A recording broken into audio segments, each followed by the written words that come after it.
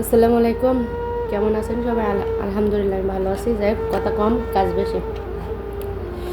কে কে খাওয়া দাওয়া করছেন আর কে খাননি? যে খাননি সে আসেন। কি দেখেন?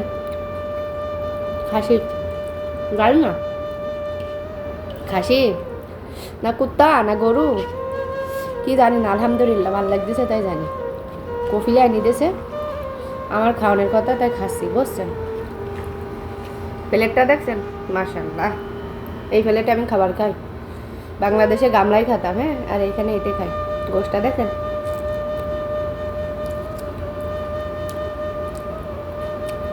ঠান্ডা কিন্তু অনেক সুন্দর মজা হয়েছে।